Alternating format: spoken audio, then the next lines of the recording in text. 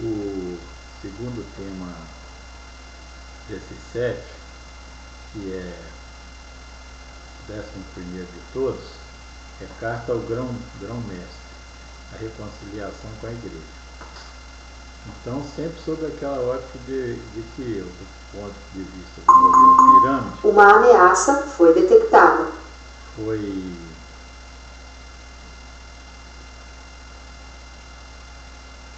Pude projetar através da teoria dos ciclos alguma coisa que vai ou não coincidir com o futuro. Eu não faço questão nenhuma, jamais fiz questão de que minhas coisas se mostrassem corretas, porque afinal de contas o que é preciso preservar é a verdade e o serviço aos seres humanos e à vida, fungos, plantas, animais e primatas. Então, aí viria a carta ao grão-mestre, o grão-mestre dos templários, que foram dissolvidos por insídia do rei da França e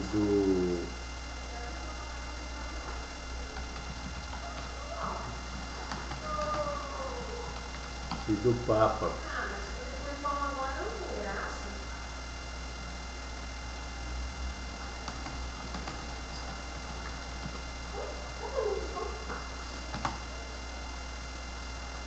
Foi dissolvido pelo Papa em 1312, o Papa Clemente V, e tinha sido criado em 1119. Uma ameaça foi detectada.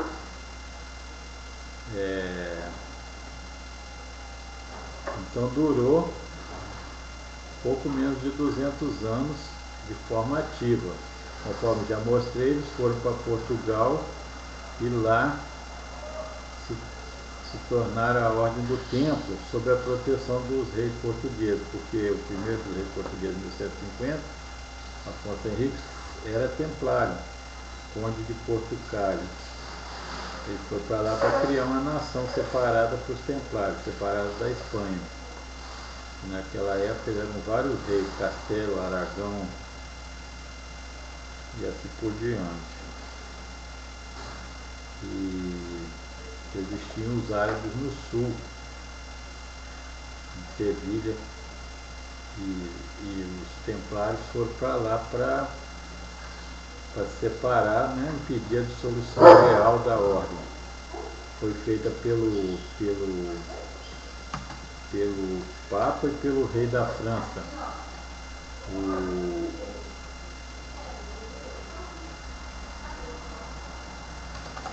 Filipe V. Deixa eu conferir aqui.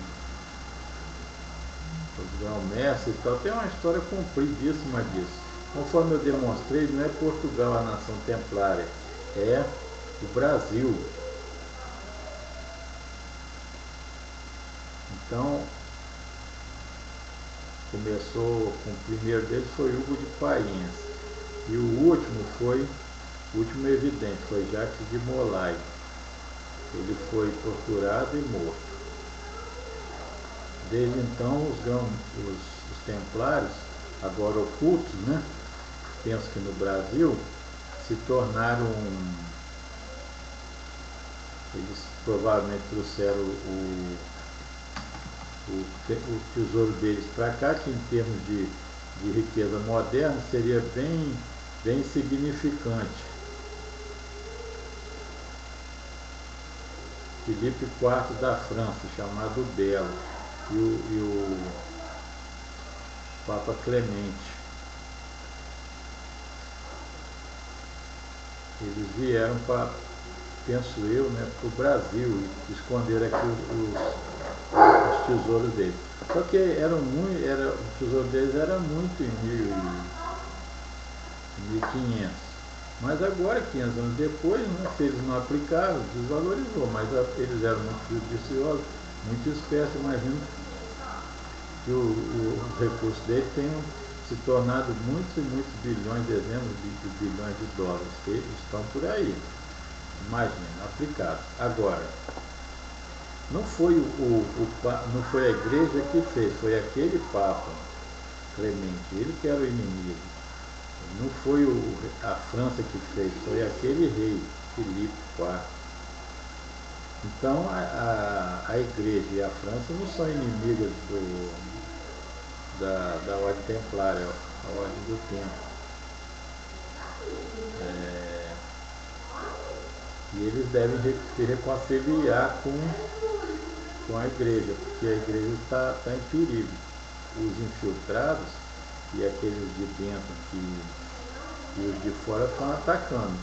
Então ela tem inimigos externos e inimigos internos. E como eu vi, minha mente, o grão-mestre, se ainda existe aqui no Brasil, deve ir paramentado, vestido com as roupas da ordem, a roupa do grão-mestre, e colocar a espada aos pés do Papa, prestando serviço à igreja. Desembanhada, não é a mesma coisa do Japão, desembanhada, mostrando a vontade de agir. E deve levar dois bonecos, um representando o rei Filipe IV e outro o Papa Clemente, e cortar simbolicamente as cabeças deles. Um para representar os conspiradores internos e outro para representar os agressores externos. Então a ordem deve voltar ao seio da igreja, porque ela também foi enganada.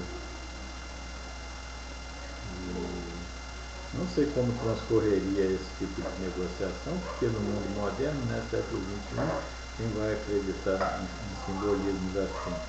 Mas é isso que é necessário fazer, juntar as forças para derrotar os inimigos externos e internos, que estão conspirando pela destruição da igreja e eu penso que também do mundo.